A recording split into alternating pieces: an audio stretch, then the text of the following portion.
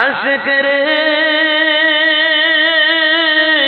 আল্লাহ কই জিবরাইল শোনো না, আশিক রে আল্লাহ কই জিবরাইল শোনো না। তুমি আসমান সাজাও জমিন সাজাও, তুমি আসমান সাজাও জমিন সাজাও, সাজাও বেহেশত খানা। ইমানদার গণ জুলুস করো না, ঈদে মিলাদুন নবীর কত জানাজার পড়েছি নামাজ, দিয়েছি কত দাফন। আমার তরি বাধায় আছে কোন শিখিয়া ঘাটে, কোন মসজিদে আদার হবে শুয়াবে শেষ খাটে। আমার তরি বাধায় আছে কোন শিখিয়া ঘাটে, কোন মসজিদে আদার হবে শুয়াবে শেষ খাটে। কোথায় কখন করবে দাফন আমাকে সদর, দিয়েছি কত দাফন।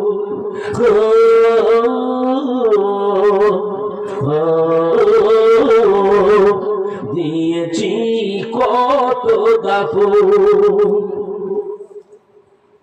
আমার মরণের খবর শুনে আসবে কত লোকে, শেষ বিদায় দেবে আমায়, কেউ যাবে না সাথে।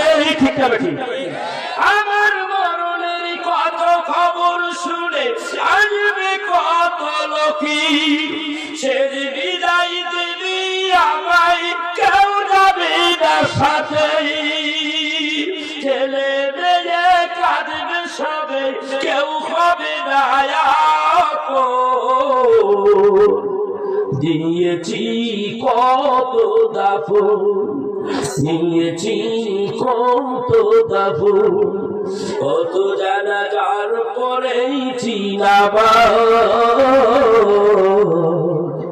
দিয়েছি কত দাফন।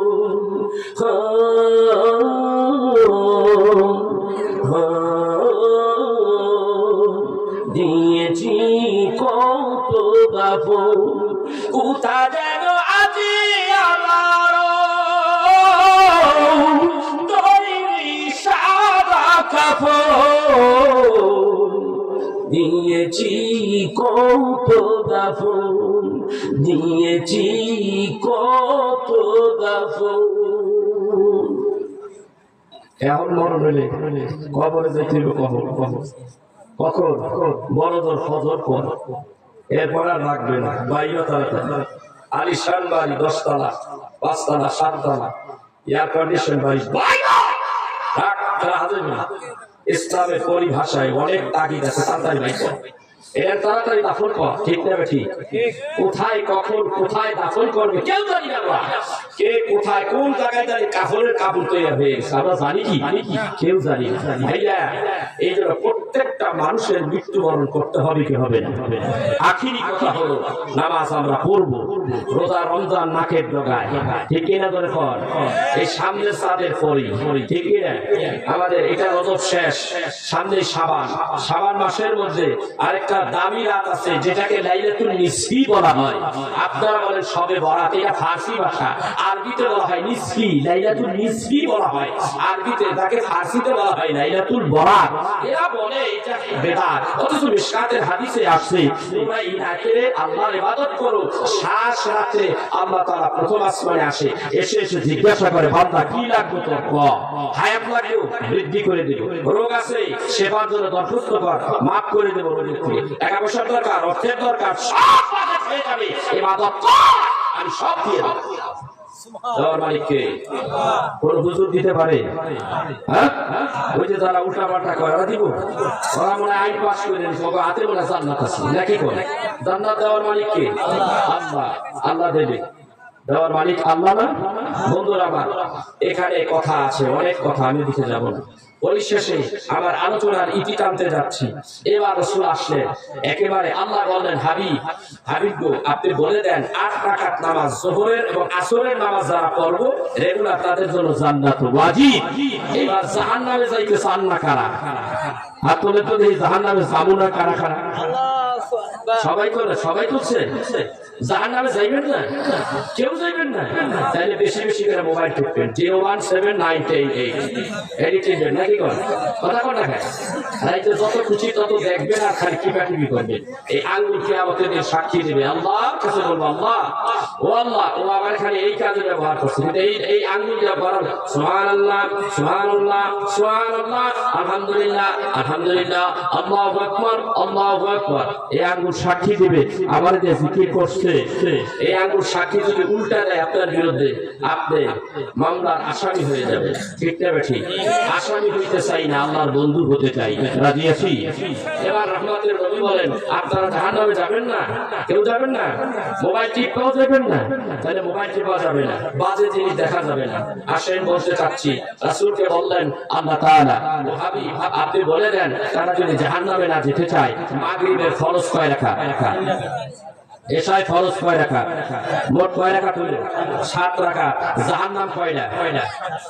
নবীজি আপনার উম্মতকে বলে দেন, গো নবীজি, এরা যারা মাগরিবের নামাজ, ইশারের নামাজ রেগুলার রীতিমতো যেন জামাতের সাথে আদায় করে, তাহলে এদের জন্য জাহান্নামের আগুন তো দূরের কথা, 7 দোজখের ধোঁয়া পর্যন্ত তাদেরকে স্পর্শ করবে না গো নবীজি। এবার বাকি রইল কোন ভক্ত? জয় বল,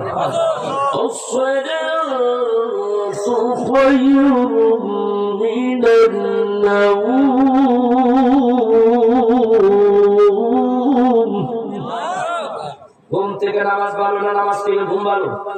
কোনটা কোন?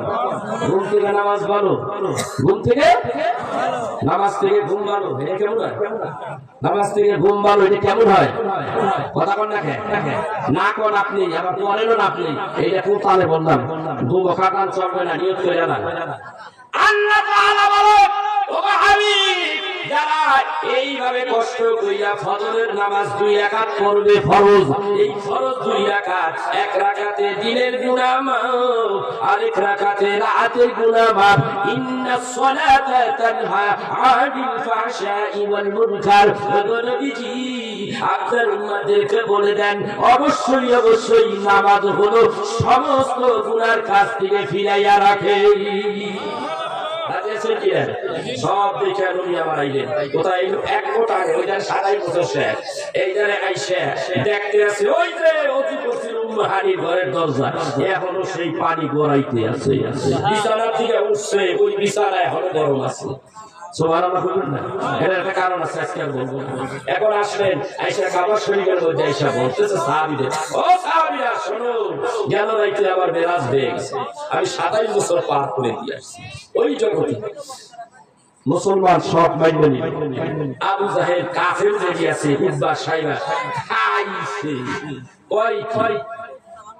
কয় গেল রাইতে মেরাজ হয়ে গেছে, এইখান থেকে জেরুজালেম মসজিদ আকসা, ওইখান থেকে প্রথম আসমান, সপ্তম আসমান পেরিয়ে আল্লাহর আরশে আজিম, ওখানে 27 বছর পায় হইয়া জান্নাত জাহান্নাম আল্লাহ দর্শন পেয়ে এই তোমাদের সাথে ফজরের নামাজ পড়িয়া কথা দিতেছে। কাফের গোষ্ঠীরা কালসাস মুহাম্মদ যতটুকু ভালো আচরণ পুরা পাগল হয়ে গেছিল, নাউজুবিল্লাহ বলবেন না।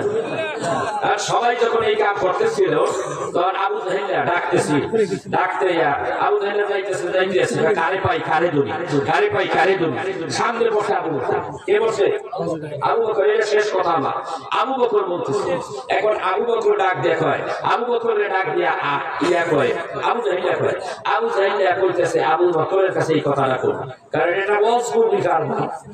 এক রাইতে 27 বছর পার করলো, ওয়াজগুবি কারবার না। এইখান থেকে প্রায় 2.5 থেকে 3 মাস লাগে এই হেরেম শরীফ থেকে মসজিদে আকসায় যায়। হ্যাঁ বলে এক রাইতে কাম হয়ে গেছে, এরপরে বলে ওই জায়গায় গেছে, মাথা নষ্ট। এই আবু বকর এই কাম এক রাইতে বলে এই কাম করে গেছে তোমার নবী, কার কিছু বলো? আবু বকর হ্যাঁ ঈমান, কেমন ঈমান কারে কয়? রহমতের প্রেম ভালোবাসা রহমতের নবীর জন্য কত গেছে ক্ষতি করতে, হইয়া গেছে উল্টা রিয়াকশন। সুবহানাল্লাহ বলবেন না? কইতেছে কি হইছে? কয় এই ঘটনা। কয় আমার রাসূল কইছে, কয় আমার নবী কইছে, কয় হ্যাঁ কইছে। এই করতে তুমি আমার সঙ্গে চলো, এখন কাবা শরীফে হারাম শরীফে এই বর্ণনা দিতেছে, চলো যাই। কয় চলো যাই। আমার নবী কইছে, কয় হ্যাঁ কইছে। কয় সাদাকা ইয়া রাসূলুল্লাহ, অবশ্যই আপনি সত্য বলেছেন। আবু বকরকে নিয়ে যাওয়া হলো, নিয়ে গেছে বলে এখন রাসূলুল্লাহ সাল্লাল্লাহু আলাইহি ওয়াসাল্লাম একটা পাথরের উপর শরীরের উপরে বসে আছে, ওই কথা বলতেছে ইয়া রাসূলুল্লাহ। আবু জাহেল কি কয়? কি কয়? আপনি বলে গেল রাইতে আপনি একেবারে জেরুজালেম ওখান থেকে একেবারে আকাশ জগৎ সব দেখে আইছে। হ্যাঁ দেখে আসছি, তোমার কি মনে হয়? ইয়া রাসূলুল্লাহ আপনি বলেছেন? বলে হ্যাঁ বলেছি, আমি ঘুরেছি এসেছি, আমি ঘুরিয়ে সব দেখে এসেছি। তোমার কি মনে হয়? সাদাকা ইয়া রাসূলুল্লাহ, অবশ্যই সত্য বলেছেন। আমার নবী ডাক দেখায়, আবু বকর রে তুমি, আমি এক কথায় যা বললাম তুমি এক কথায় তা মেনে নিলা, সেই জন্য আমি তোমাকে খালি হাতে ছেড়ে দিতে চাই না, আমি তোমার নামের বিষয়ে একটা হাদিয়া দিতে চাই। আজকে থেকে তুমি আবু বকর না, তুমি সিদ্দিক। সিদ্দিক উপাধি দেওয়া হলো তোমাকে, তুমি আবু বকর সিদ্দিক। এইবার কাফেরের গোষ্ঠী সবাই আর পরামর্শ করে এই কাম করছে মোহাম্মদের দপ্তরি, কেমনে ধরা যায়? টেস্ট করতে হবে। কিভাবে টেস্ট করা যায়? এইখান থেকে চাইতে 2.5 থেকে 3 মাস লাগে। সেই মসজিদে আকসায় বলতে হবে মসজিদে আকসায় কয়টা দরজা আছে, কয়টা জানালা আছে, এইভাবে খোঁজ বুঝাই সবাই এই হাজির। হাজির হয়েছে পরে আমার রাসূলকে ডাক দেখো, এই মুহাম্মদ সাল্লাল্লাহু আলাইহি সাল্লাম তুমি সব দেখেছো, জেরুজালেমের মসজিদে আকসাও দেখেছো, বলো তো যে কয়টা জানালা, কয়টা দরজা একটু বলো তো দেখি। এখন আবার কথা হলো রাসূলুল্লাহ সাল্লাল্লাহু আলাইহি ওয়াসাল্লাম বিশেষ একটি কাজে যাচ্ছিলেন, নবীজি কি আসলে ওই জানালা দরজা বলতে গেছেন? কথা বলা না, আপনি এই রাস্তা দিয়ে ঢাকা যাইবেন, বিশেষ একটা কাজ। আর আপনাদের যদি বলা হয় সেতু পার হইয়া তুমি যে গেলা যমুনা ব্রিজের তলে কয়টা পিলার, কত দিন, ওইটা কোনো টাইম আছে? আমার মুখ্য উদ্দেশ্য ঢাকা যাবার জরুরি কাজ, একটা বিশেষ ডেলিগেশনে রাহমাতের প্রতি একটা বিশেষ ডেলিগেশনে যাচ্ছে, আর সে আসবে আল্লাহর মুলাকাতের জন্য। এর কি জিজ্ঞাসা? আল্লাহ ডাক দেখো, হাবিব চিন্তা করেন না, আপনার সামনে জেরুজালেমের মসজিদে আকসা একের পুরান আপনার সামনে রাখা, আপনার সামনে জিবরাইল খালি ঘুরাইবার, আপনি দেখতে দেখে ঘুরিয়ে ঘুরিয়ে আপনি খালি বর্ণনা দিতে পারেন। আজকে বিজ্ঞান তা প্রমাণ করেছে। প্রশ্ন করে কয়টা শোন কইতে আছে,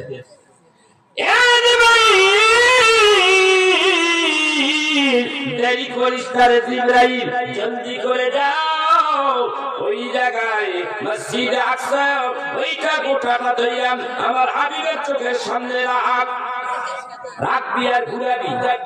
আমার হাবিব কয়টা দরজা আছে গুনবে, বুঝলে কই এই কয়টা আছে দরজা, জানালা কয়টা, ওইটা ঘুরাইতেছে, জানালা দেখতেছে আর নবী বর্ণনা দিতেছে। আবু লাহাব জিজ্ঞাসা করে, আবু জাহেল যা জিজ্ঞাসা কি কথা ঠিক আছে নাকি, জানালার সংখ্যা ঠিক আছে, ওই স্টিমার ঠিকই দিতেছে, স্টিমার ঠিক আছে, সব ঠিক করতেছে, কইতেছে কেমনি জানি না। এই হলো রাসূল, এই ঠিক কেন এই তো মেরাজ হয়ে গেল ভাইরা। এই মেরাজের কথা কতগুলি বেয়াদবেরা খ্রিস্টানদের কোটি কোটি টাকার কাছে বিক্রি হইয়া মানুষদেরকে সমাজ শান্ত সুষ্ঠ সমাজ আশিকের রাসূলের ভিতরে বিভ্রান্তিকর বক্তব্য দিয়া তাদের ঈমানকে নষ্ট করতেছে।